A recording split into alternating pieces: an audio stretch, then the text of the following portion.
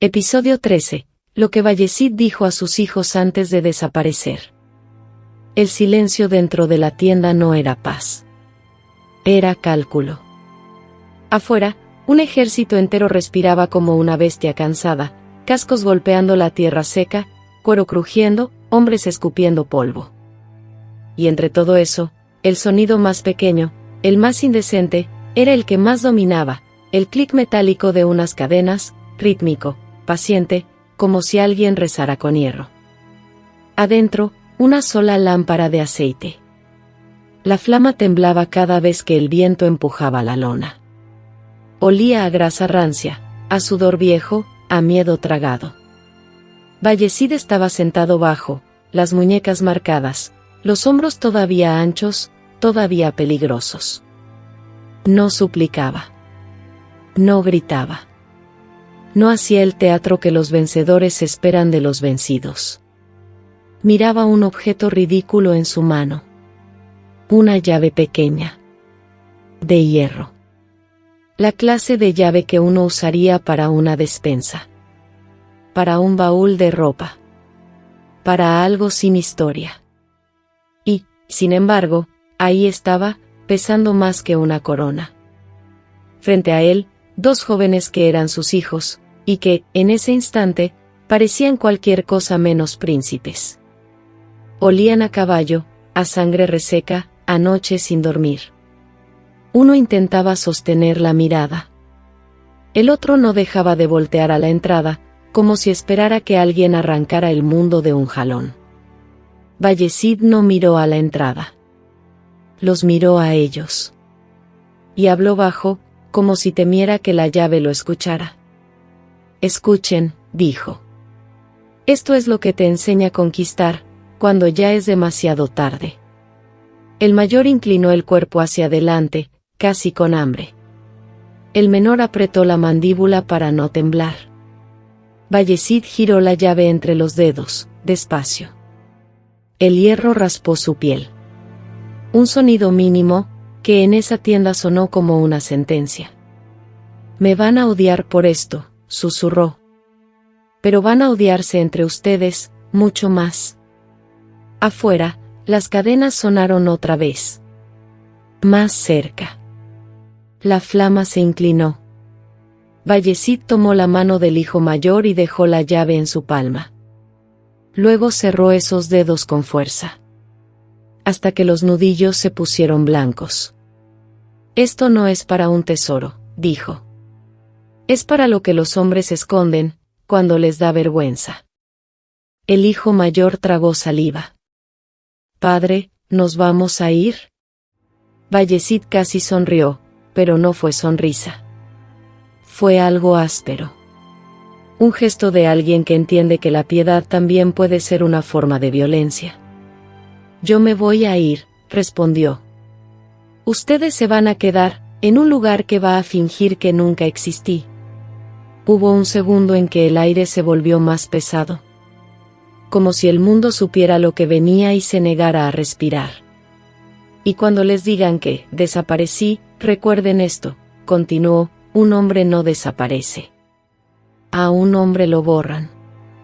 Calló un instante. No para darles un respiro, sino para que esa idea entrara hasta el fondo. Luego se inclinó. La voz se le volvió filo. Ahora díganme, ¿cuál de ustedes está dispuesto a ser borrado, para que el otro viva? Nadie contestó. Porque el silencio era más seguro que la verdad. Pero la pregunta ya estaba adentro. Y no iba a salir jamás. Y aquí está lo que van a entender cuando termine esta historia. Bayezid no solo perdió una batalla. Dejó una frase, un veneno lento, dentro de sus hijos. Y esa frase fue una mecha. Una mecha que ardió durante 11 años, hasta que casi incendia por completo a la dinastía otomana. Lo que te cuentan normalmente es limpio. Hasta elegante. Que Bayezid se enfrentó a Timur. Que Bayezid cayó. Que Bayezid murió, y entonces sus hijos pelearon por el trono. Como si fuera el orden natural de las cosas. pero la verdad tiene olor. Y la verdad, cuando la destapas, apesta. Apesta a cuero mojado. A lana vieja pegada a la piel. A sangre escondida bajo túnicas que alguien lava en la madrugada para que al amanecer todo parezca normal. La batalla ocurrió cerca de Ankara, a finales de julio de 1402. Hay fuentes que la colocan el 20 de julio, otras el 28. Pero lo que ninguna discusión puede borrar es esto: fue pleno verano, cuando el calor vuelve delirante al hombre más disciplinado y vuelve cruel al agua. Y en esa llanura, Timur no solo derrotó a los otomanos, capturó al sultán. Lo tomó vivo. Para una dinastía, que tu gobernante muera en guerra es tragedia. Que lo capturen, es humillación. Es un mensaje. Y el mensaje viaja más lejos que cualquier flecha. Desde ese momento, el imperio no se rompió de golpe. Se quebró, y luego siguió quebrándose. Como un plato al que le cae una primera grieta y, a partir de ahí, cualquier vibración lo deshace. Ese periodo de fractura se conocería después como el Interregno Otomano, del 1402 al 1413. Casi 11 años en los que el Estado no tuvo una sola voz, sino varias gargantas peleándose el mismo aire. Edirne, Bursa, Amasya, Rumelia, Anatolia, y entre todo eso, pueblos enteros aprendiendo a sobrevivir sin saber qué bandera iban a jurar mañana. Los hermanos de Bayezid se convirtieron en rivales, y las mujeres, los esclavos, los prisioneros, la gente que no aparece en estatuas, se convirtieron en moneda. Ahora, hay una pregunta que abre esta historia como si fuera una puerta prohibida. Si Bayezid presentía que podía ser tomado, ¿qué le diría a sus hijos antes de desaparecer? Y más importante, ¿por qué eso sacudiría a la dinastía para siempre? Porque la noche anterior al desastre, el campamento otomano no parecía un ejército.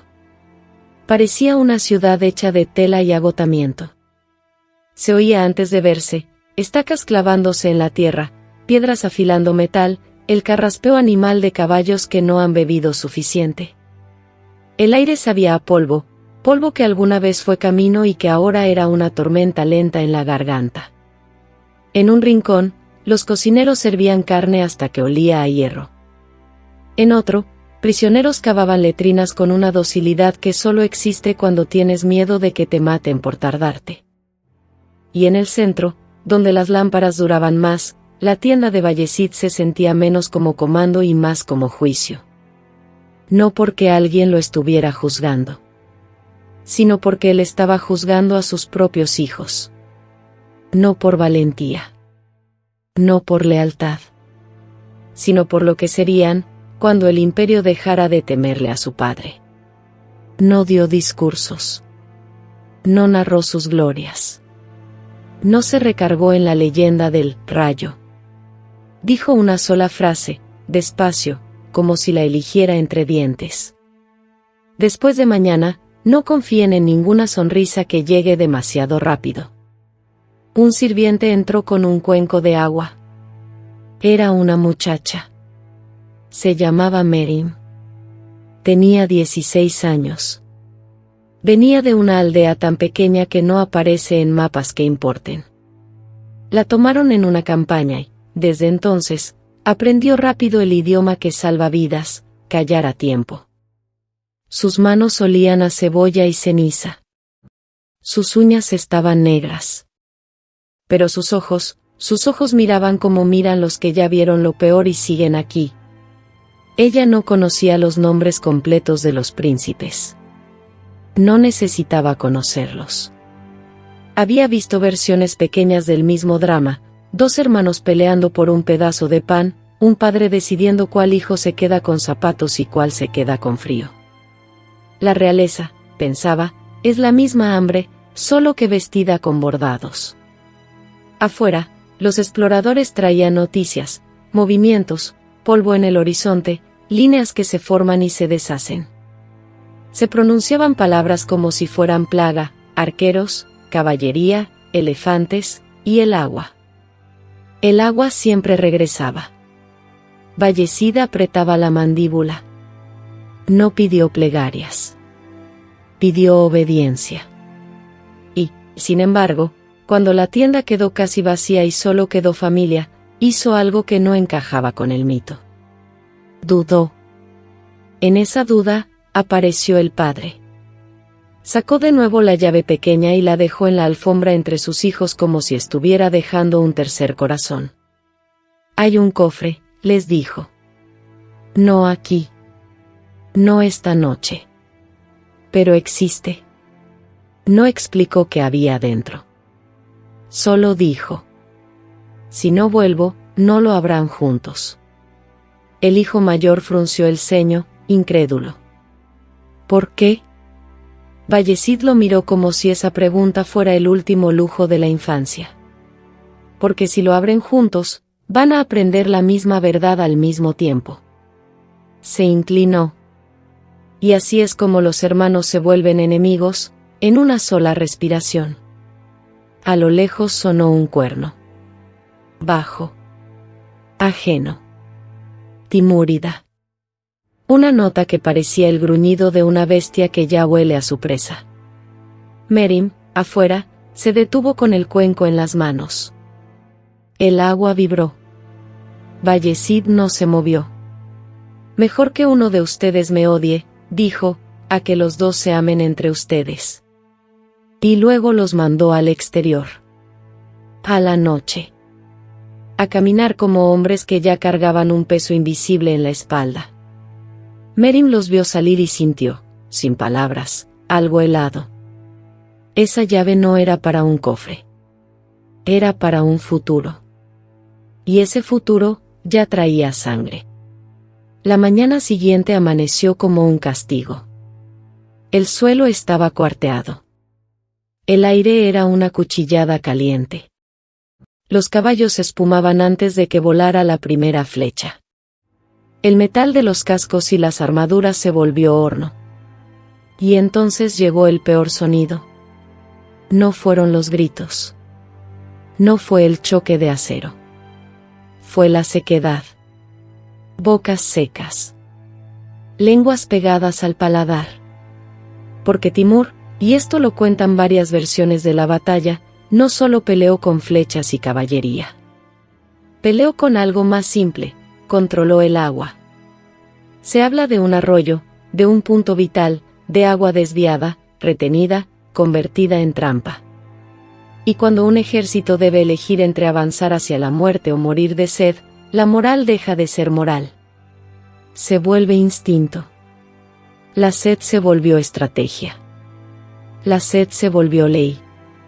Los hombres de Bayezid avanzaban como si caminaran bajo el agua. Algunos tropezaban. Otros se quedaban en silencio, con los ojos abiertos, como si ya estuvieran muertos pero todavía no se les hubiera notificado. Y enfrente, el orden frío. Timur sostuvo la línea. Caballería en los flancos. Arqueros listos para hacer silbar el horizonte. En algunas narraciones aparecen elefantes en el centro como símbolo de fuerza y espectáculo. Y, sobre todo, paciencia. La paciencia del que sabe que el tiempo también mata. Luego pasó lo que los imperios nunca quieren admitir en voz alta. La primera traición. No fue un grito de «me voy con el enemigo». Fue algo más sucio. Ausencia. Un pedazo del ejército dejó de estar donde debía estar. Tropas anatolias, hombres con lealtades cosidas a señores locales, comenzaron a despegarse como piel vieja. Algunos desertaron en plena pelea. Otros cruzaron al otro lado. Otros, simplemente, dejaron de avanzar, como si el cuerpo hubiera renunciado. Y aquí, escucha esto con calma, porque este es el tipo de detalle que rara vez se dice en los relatos heroicos. Muchos de esos hombres no traicionaron al imperio. Traicionaron a la humillación. Había un oficial, uno entre cientos, al que podemos llamar Hassan. 34 años. Anatolia. Una cicatriz vieja en el labio. Un recuerdo reciente de cómo el poder otomano devoró la autonomía de su tierra y lo obligó a arrodillarse, no ante Dios, sino ante un hombre. Cuando vio el estandarte de Timur, algo se le rompió por dentro. Y se dijo una frase para sobrevivir, una frase que suena limpia solo si no piensas demasiado. No traiciono mi fe, traiciono al hombre que humilló a mi padre. Y con esa justificación privada, giró el caballo. Cabalgó hacia Timur. Vivió. Y ese simple hecho, vivir por cambiar de bando, empezó a sonar como música para otros oídos. Bayezid, aún así, peleó. Peleó como si pudiera golpear a la historia hasta regresarla a su lugar. Como si el orgullo pudiera cerrar grietas. Pero la historia no se moretea. La historia rompe huesos. Al caer la noche, el ejército otomano estaba abierto en canal. El terreno era un tapete de flechas, cuerpos y metal abandonado. Algunos relatos hablan de intentos de huida, de persecución, de montañas cercadas, y el punto inevitable, Bayezid fue capturado. Un sultán tomado vivo. Eso no terminó una batalla. Terminó un hechizo. Porque desde ese instante, el nombre, Bayezid, ya no era poder. Era rumor. Y un rumor se puede moldear. El campamento se deshizo. Prisioneros intentaron romper cadenas y fueron cazados. Sirvientes huyeron o fueron robados como si fueran parte del botín. Mujeres cambiaron de dueño sin cambiar de destino. Y en medio del caos, Merin vio la llave otra vez. No en la mano de un príncipe. En el suelo. Entre polvo y pisadas. Perdida.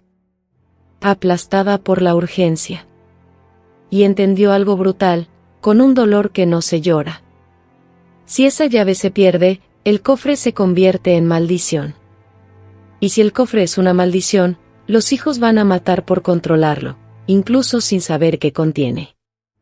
Porque el objeto real nunca fue el hierro. Fue lo que el hierro prometía. Timur no necesitaba matar a Bayezid de inmediato. Necesitaba mantenerlo vivo el tiempo suficiente para que fuera visto, o al menos imaginado. Porque un sultán muerto puede volverse mártir. Un sultán vivo y cautivo, se vuelve mensaje. Y los mensajes viajan más lejos que los caballos. Con los meses, el mundo empezó a obsesionarse con los detalles. ¿Lo encerraron en una jaula? ¿De oro? ¿De hierro? ¿Fue exhibido? ¿Fue tratado a veces como huésped y a veces como perro? Hay versiones que lo afirman con placer, porque la imaginación humana ama el castigo cuando lo siente merecido. Y hay otras que lo ponen en duda, señalando que los testigos contemporáneos no describen jaulas, y que parte del espectáculo puede haber crecido en la mente europea, hambrienta de ver caer a un rival. Pero aquí está lo que de verdad importa para el destino otomano. La jaula, real o no, funcionó. La humillación, real o no, viajó. Y viajó como viaja el miedo, de boca en boca, cambiando de forma, alimentándose a sí mismo. En ese corredor de rumores caminaban quienes nunca aparecen como protagonistas. Una mujer, Olivera, de origen serbio, alrededor de 30 años. Atada a la casa de Bayezid por política y por sangre ajena. Su nombre se volvió bandera en historias sobre vergüenza y exhibición, y aún así, en varias narraciones, ella sobrevive. Y si sobrevive, no es porque el mundo se apiade, sino porque el mundo siempre encuentra una forma de usar a una sobreviviente como símbolo. Y también estaban los mensajeros. Uno de ellos, al que podemos llamar Nadir, 41 años. Eunuco. Comprado de joven, criado para memorizar rutas, para ser invisible cuando cargaba palabras ajenas. En tiempos normales, la discreción era su fortaleza. Después de Ankara, la discreción se volvió su condena. Porque en un imperio fracturado, una carta vale más que una vida. Y la vida de un hombre que carga cartas vale menos que el sello de cera que trae. Merim, por su parte, no dejó la historia. La historia no suelta a quienes necesita. Fue amarrada con cuerda, llevada en una caravana. La soga le mordía cuando respiraba. El cuero de los carros apestaba a animal mojado. Los hombres discutían nombres de príncipes como jugadores discuten caballos, quien tomó Edirne, quien se aferra a Bursa, quien resiste en Amasia. Y repetían una frase con hambre, en distintos acentos. Ahora el trono está abierto. Lo que para ellos era oportunidad, para los demás era temporada de cacería. Entonces llegó 1403. Marzo. Bayezid murió en cautiverio. Hay relatos que fijan el mes con seguridad, incluso si discuten el día exacto o la causa. Unos sugieren enfermedad, otros sugieren el golpe final de la humillación. Lo importante, para el mundo otomano, no fue el diagnóstico. Fue el eco. Porque la noticia no viaja como verdad. Viaja como versión. Un hermano escuchó, murió como un hombre roto.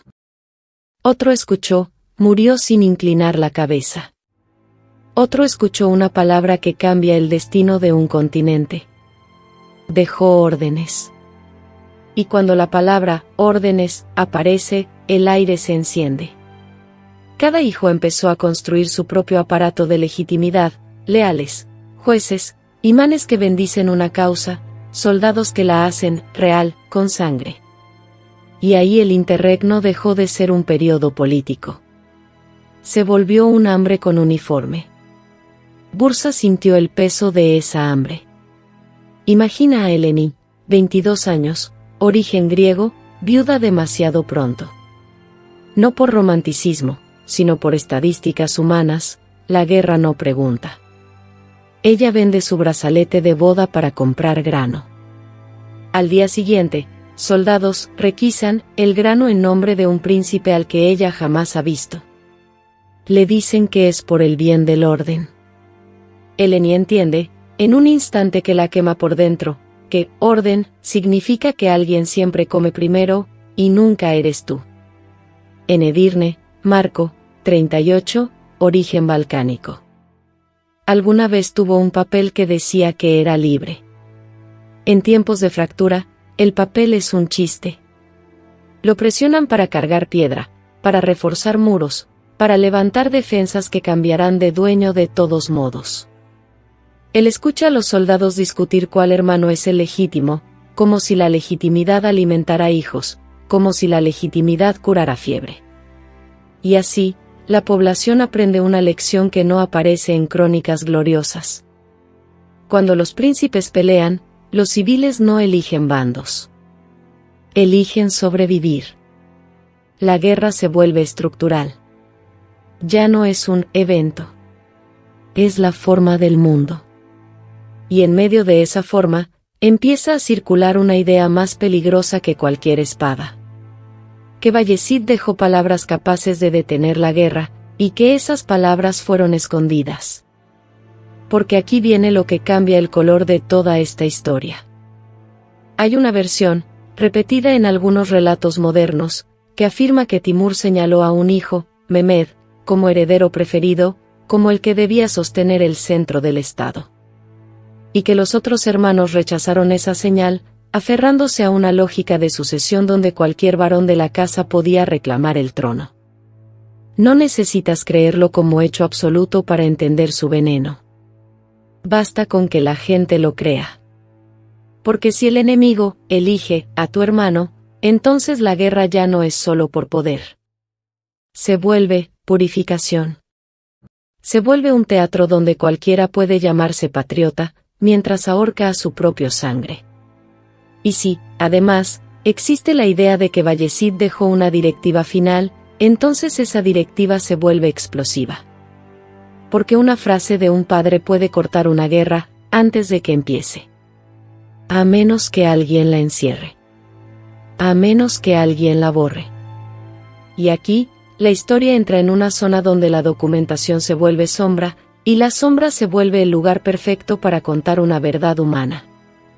No tenemos, hoy, un papel indiscutible que diga, Bayezid escribió exactamente esto.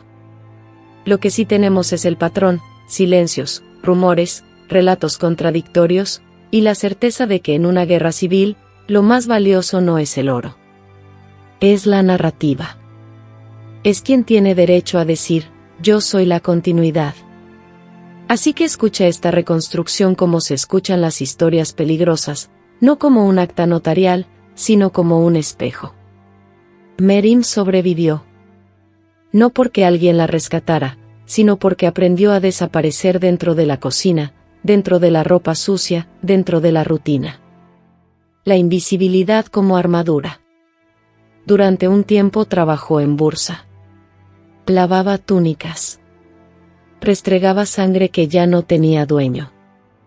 Escuchaba nombres pronunciados con asco, el favorecido por Timur. Escuchaba a otros con hambre, el de Edirne. Y veía cómo los hombres, cuando no podían ganar con espada, intentaban ganar con historias. Una noche le ordenaron lavar una prenda pesada, cara. Al tocar el forro, sintió algo, un pequeño bulto cosido con prisa. Como si alguien hubiera escondido un corazón extra. Lo abrió con cuidado. Dentro había un pedazo de cera quebrada, y un papel manchado, sudado, doblado tantas veces que parecía querer deshacerse. No era un gran manifiesto. No era poesía. No era gloria. Era breve. Práctico. Como hablan los hombres que saben que el tiempo se está cerrando. Y en esa reconstrucción, la voz de Bayezid no suena como héroe. Suena como alguien que ya entendió el mecanismo de su propia casa. No rompan el reino mientras Timur aún camina. No dejen que el enojo decida la sucesión. Si no regreso, que sostenga el Estado quien pueda sostener el centro, y alimentar a la gente. Y luego la línea que vuelve todo insoportable. Si no pueden aceptarlo, hagan lo que van a hacer. Pero no finjan que es justicia. Esa frase es un cuchillo. Porque no ordena amor entre hermanos. Ordena honestidad sobre el odio. Y eso, para una dinastía, es más peligroso que cualquier enemigo. Merim no sabía a cuál hermano entregarlo. Y en esa duda se jugaba la vida. Si lo daba al equivocado, moría. Si lo escondía, quizá moría igual, pero más tarde.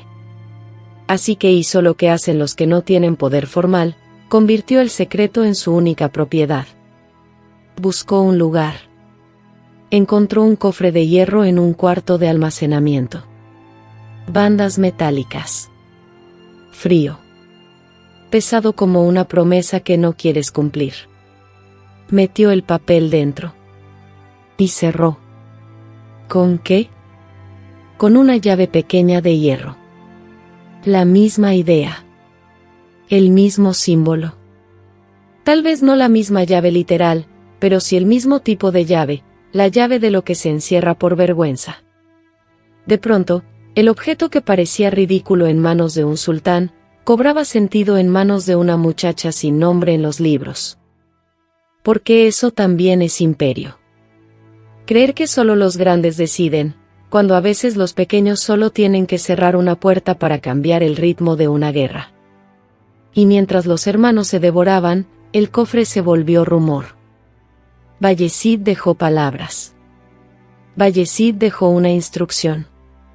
Y quienes se alimentaban del caos hicieron lo que siempre hacen los que viven de la guerra. Asegurarse de que el cofre nunca se abriera, o de que, si se abriera solo para los ojos correctos. Porque si esas palabras salían a la luz, el mito de los hermanos trágicos se caía. Ya no serían víctimas del destino. Serían hombres que eligieron. Y eso, en política, es imperdonable. Entonces, el desaparecer de Bayezid deja de ser solo cautiverio y muerte. Se vuelve borrado. Borrado conveniente. Borrado administrado. Borrado para que nadie pudiera decir, nuestro padre nos pidió detenernos. Y ahora, si todo lo anterior te estuvo sosteniendo, agárrate mejor, porque el final no es un cierre cómodo. El interregno otomano termina, formalmente, con una fecha clara, 5 de julio de 1413, en la batalla de Camurlú. Ahí, Mehmed emerge como vencedor y restaura una sola voz para el Estado. En el papel, suena como orden. En el cuerpo de la gente, suena como por fin dejó de cambiar el amo cada semana. Los centros de poder al inicio fueron conocidos: Suleiman asentado en Edirne, Isa afirmándose en Bursa, Mehmed con base en Amasya, Musa moviéndose, creciendo como rival, y el juego de alianzas que convierte a un hermano en salvador un día y en monstruo al siguiente. Hay relatos que describen finales sin poesía, estrangulamientos, huidas, muertes a manos de gente común, ejecuciones que ocurren lejos del brillo de los palacios. El poder, cuando está hambriento, no mata con ceremonia. Mata con eficiencia. ¿Y el costo? No lo pagan las coronas. Lo paga Eleni, que muere en un invierno de fiebre mientras los hombres discuten legitimidad. Lo paga su bebé, Andreas, que crece sirviendo a campamentos, aprendiendo que su nombre vale menos que un estandarte. Lo paga Marco, que construye muros para un futuro que no le pertenece. Lo paga Sera, 24 años, Anatolia, pasando de protección en protección, es decir, de dueño en dueño, hasta entender que sobrevivir no es ganar, es escoger cuál mentira repetir para no morir. Y mientras Mehmed por fin se sienta con el título completo, lo que recibe no es solo un imperio. Recibe una lección. Una lección que Bayezid intentó decir en voz baja, y que la dinastía aprendió a gritos. El Estado sobrevive cuando los hermanos mueren. Esa idea no termina en 1413. Se queda. Se filtra. Se vuelve precedente. Y un precedente, en una casa de poder, es una herencia más fuerte que el amor. Porque el amor exige límites. El precedente exige repetición. Entonces regresemos, una última vez, a lo esencial, que les dijo Bayezid a sus hijos. No fue una bendición. Fue una trampa psicológica. Les dejó un dilema que los iba a perseguir aunque él ya no respirara. Hagan lo que sea necesario, pero no se mientan sobre el motivo. Ese es el tipo de frase que destruye dinastías. Porque obliga a reconocer que, detrás de la tradición, detrás de la religión, detrás del bien del Estado, casi siempre hay una cosa más simple. Miedo. Hambre. Y la voluntad de tomar.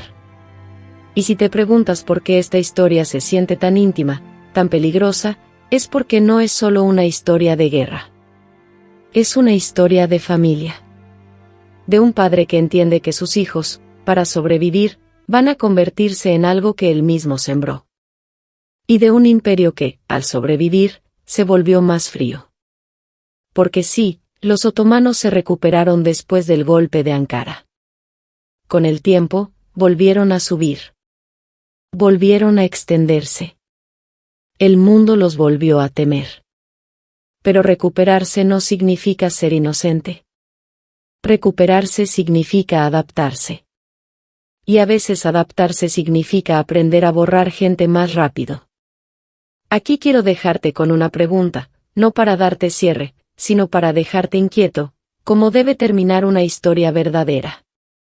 Cuando la única forma de salvar a tus hijos es destruir a los de alguien más, ¿cuánto cuesta sobrevivir?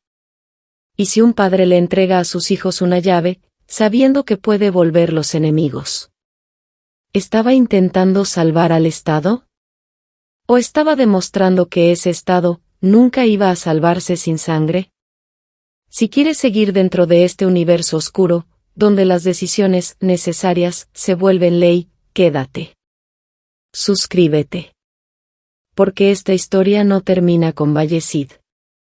Lo único que hizo fue enseñar a la dinastía algo que no se enseña con palabras, sino con cadáveres.